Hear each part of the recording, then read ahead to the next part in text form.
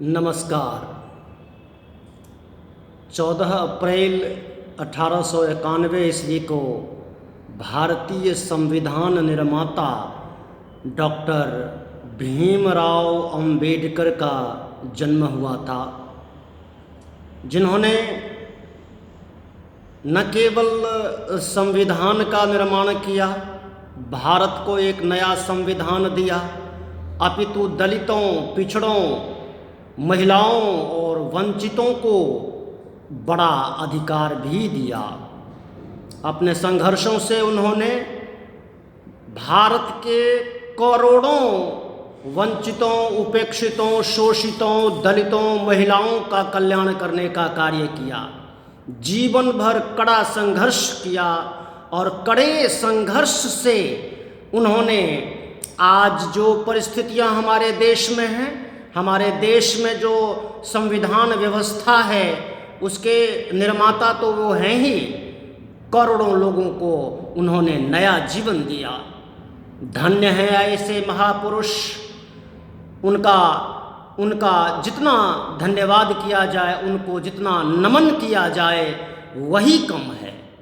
सरकार ने 14 अप्रैल को उनकी जयंती मनाने का फैसला किया है। इस अवसर पर उनको शत शत नमन और शुभकामनाएं। वे केवल विधिवेत्ता ही नहीं थे, समाजशास्त्र और कानून के तो वो बिल्कुल ही, कहते हैं ना, कीड़ा होना किसी चीज़ का, वो कानून के मतलब बहुत बड़े जानकार होने के साथ साथ अन्य विषयों के भी जानकार थे। उन्होंने देश में जो शिक्षा प्राप्त की, विदेशों में भी कोलंबिया विश्वविद्यालय, लंदन स्कूल ऑफ आर्ट्स वगैरह में उन्होंने शिक्षा प्राप्त की और भारत आकर के भारत भूमि पर जो उन्होंने कार्य किया, ब्रिटिश भारत में रह करके जो उन्होंने संविधान का निर्माण किया, ये एक अमूल्य योगदान है। आज हमारा देश जिन विधि व्यवस्थाओं पर चल रहा है, हमारी सरकारें चल रही हैं, वो उन्हीं की देन है। धन्यवाद के पात्र हैं ऐसे महापुरुष।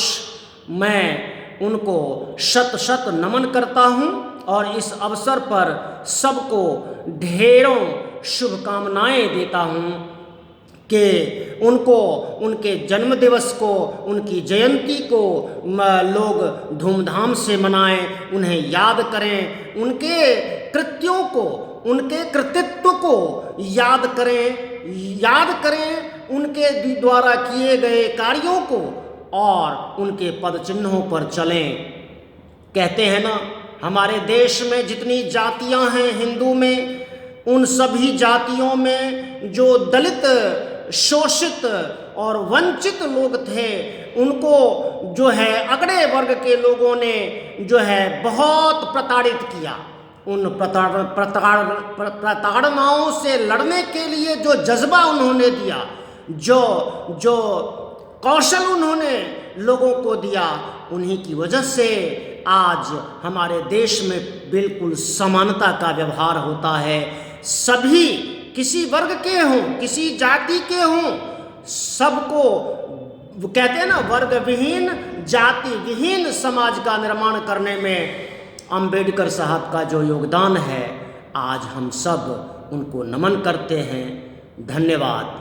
नमस्कार।